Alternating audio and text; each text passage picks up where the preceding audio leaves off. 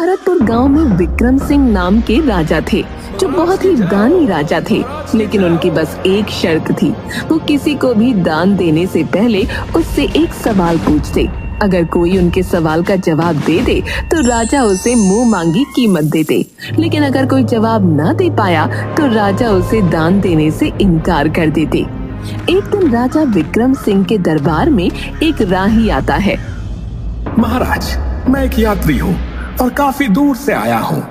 बस मुझे एक रात गुजारने के लिए पास की धर्मशाला में रुकना है, लेकिन मेरे पैसे लुटेरों ने लूट लिए। तो क्या आप मुझे कुछ धन दे सकते हैं?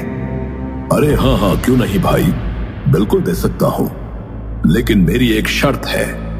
तुम्हें मेरे एक सवाल का जवाब देना होगा। जी महाराज, पूछिए। तुमने कहा कि तुम एक यात्री हो, लेकिन यात्री तो सिर्फ 2 हैं। अब बताओ कौन कौन? वो आदमी बहुत देर तक सोच में डूबा रहता है। महाराज, क्षमा कीजिए, लेकिन मुझे आपके सवाल का उत्तर नहीं आता। तो क्षमा कीजिए, मैं आपकी सहायता नहीं कर पाऊंगा, क्योंकि मेरा नियम है कि जो कोई मेरे प्रश्नों का उत्तर नहीं देता, मैं उसे दान नहीं देता। लेकिन महाराज, मेरे पास रुकने के लिए कोई स्थान नहीं है। परंतु जो मेरे प्रश्नों का उत्तर नहीं देता, मैं उसे दान नहीं देता। फिर आदमी चिंता के भाव से जाने लगता है। रुकिए, मैं आपको दान नहीं दे सकता, लेकिन आप मेरे महल में एक रात के लिए आश्रय ले सकते हैं। आदमी के चेहरे पर मुस्कान आ जाती है। महाराज की जय हो, महाराज की जय हो। लेकिन महाराज, आपने जो प्रश्न पूछा उसका उत्तर तो बता दीजिए। मेरे प्रश्न का उत्तर था सूरज और चांद। उसी राज्य में किशन नाम का एक ब्राह्मण रहता था, जो कि अपने बीवी बच्चों के साथ रहता था। एक दिन ब्राह्मण बहुत परेशान बैठा हुआ था।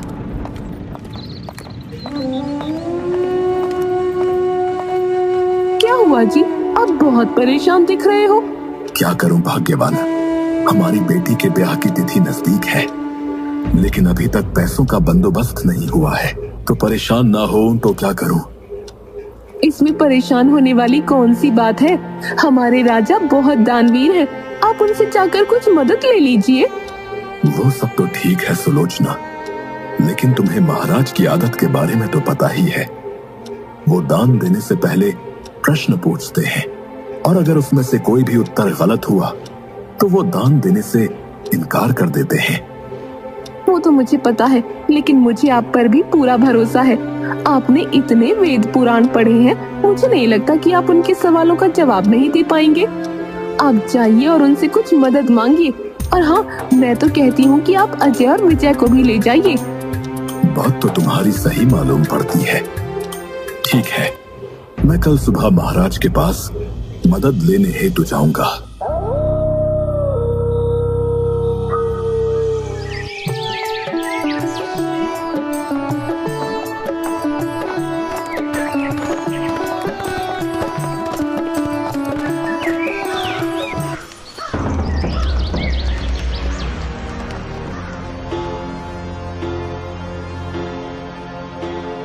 महाराज, मैं आपके गांव का एक छोटा सा ब्राह्मण हूं। मुझे अपनी पुत्री के विवाह के लिए कुछ धनराशि की आवश्यकता है। जी ब्राह्मण देवता, आपकी सहायता करना तो हमारे लिए बहुत ही सौभाग्य की बात होगी। परंतु आप तो जानते ही हैं कि मैं दान मात्र उसी को देता हूं जो मेरे प्रश्नों का उत्तर दे। जी महाराज, मुझे पता है, कृपया आप पूछिए जो भी आपको पूछना है। ठीक है ब्राह्मण देवता, तो मैं आपको एक कहानी सुनाता हूं और आप मेरी उन कहानियों को पूरा करना, और अगर आप सही ढंग से उसे पूरा नहीं कर पाए तो मैं आपको दान देने में असमर्थ रहूंगा। जी अवश्य महाराज, कृपया पूछिए। वीरपुर गांव में राजा चंद्रसेन थे, जिनकी पुत्री थी पद्मा, जो कि बहुत ही सुंदर और गुणवंती थी, लेकिन उन्हें कोई भी राजकुमार पसंद नहीं आता।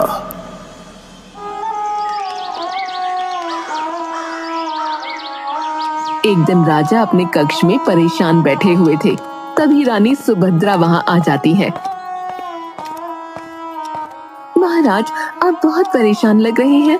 महारानी, अब आप ही बताइए मैं क्या करूं। राजकुमारी को कोई भी लड़का पसंद नहीं आता। अब उनकी उम्र भी हो गई है। महाराज, आप इतने परेशान ना होइए। हमारी राजकुमारी बहुत समझदार है। उन्हें पता है कि उनके लिए क्या सही है और क्या गलत। लेकिन महारानी, उन्हें राजकुमार पसंद ही नहीं आता। अब मैं अपनी पसंद के किसी राजकुमार से उनका विवाह करवा दूंगा। नहीं नहीं महाराज, ऐसा गजब मत करना।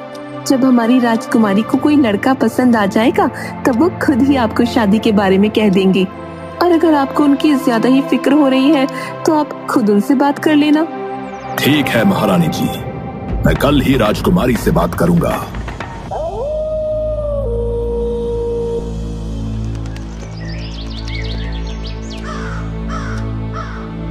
राजकुमारी जी, हमने आपको इतने सारे राज्यों के राजकुमारों से मिलवाया, लेकिन आपको उनमें से कोई भी पसंद नहीं आया। अगर आप कहें तो क्या मैं आपके लिए स्वयंवर रखवा लूं? आपको जो भी राजकुमार पसंद आएगा आप उन्हें अपने वर के रूप में स्वीकार कर लेना। नहीं नहीं पिताजी, मुझे स्वयंवर तो बिल्कुल पसंद नहीं है। स्वयंवर में मुझे कैसे पता चलेगा कि किस राजकुमार के अंदर कौन सा गुण है? मुझे जब कोई राजकुमार पसंद आएगा तब मैं आपको बता दूंगी। नहीं नहीं राजकुमारी, अब मैं आपकी एक नहीं सुनूंगा। कल मैं 4 नौजवानों को बुला रहा हूँ। आपको उनमें से जो भी पसंद आए आप उन्हें अपने वर के रूप में स्वीकार कर लेना। ठीक है पिताजी, अगर मुझे उनमें से कोई पसंद नहीं आया तो मैं उनसे विवाह ना करूंगी। ठीक है।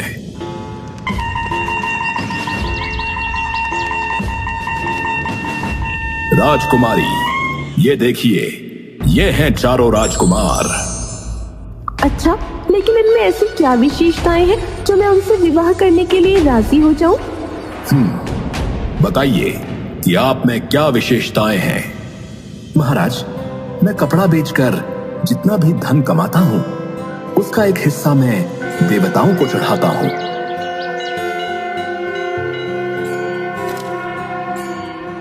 एक हिस्से को अपने ऊपर खर्च करता हूँ और एक हिस्सा बचाकर रखता हूँ और एक हिस्से को अपनी पत्नी के लिए रखता हूँ। और ये कला सिर्फ मुझे ही पता है। अगर तुम इनसे शादी करोगी तो तुम्हें कभी भी पैसे की तंगी नहीं देखनी पड़ेगी। हाँ, अब आप बताइए कि आप में क्या गुण है। महाराज, मैं सभी पशु पक्षियों की बोली जानता हूँ। मैं किसी भी पशु पक्षी की बोली आपको सुना सकता हूँ और समझ भी सकता हूँ। महाराज, मुझे सारे वेदों, उपनिषदों और पुराणों का ज्ञान है। अगर आप चाहें तो आप मुझसे कुछ भी पूछ सकते हैं। अभी उसकी आवश्यकता नहीं है। समय आने पर हम आपकी परीक्षा लेंगे। हाँ बताइए, तुम में ऐसा क्या खास गुण है जो मेरी बेटी तुमसे विवाह करे। महाराज, पशुओं की आवाज निकालना कोई बड़ी बात नहीं और वेद उपनिषदों का ज्ञान भी बहुतों के पास होता है। और पैसों को कैसे और कहां खर्च करना है ये भी बहुत सारे लोग जानते हैं। लेकिन जो मुझ में विशेषता है वो बहुत कम लोगों में देखने को मिलती है। मैं शब्द भेदी बाण चलाना जानता हूं और मेरा निशाना बिल्कुल सटीक लगता है। जहां से भी आवाज आती है मैं वहीं पर बाण चलाता हूं।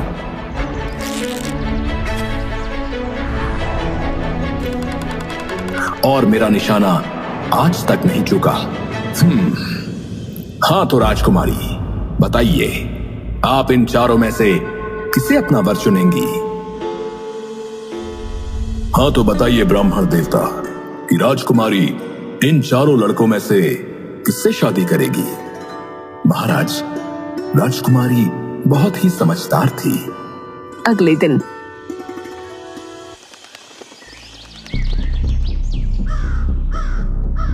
राजकुमारी, आपने कहा था कि आप आज बताएंगी कि आप इन 4 में से किसे अपना वर चुनेंगी। जी पिताजी, मैंने अपना वर चुन लिया है। पिताजी, जो पहले प्रतिद्वंद्वी है वो शिल्पी है, जो पशुओं की भाषा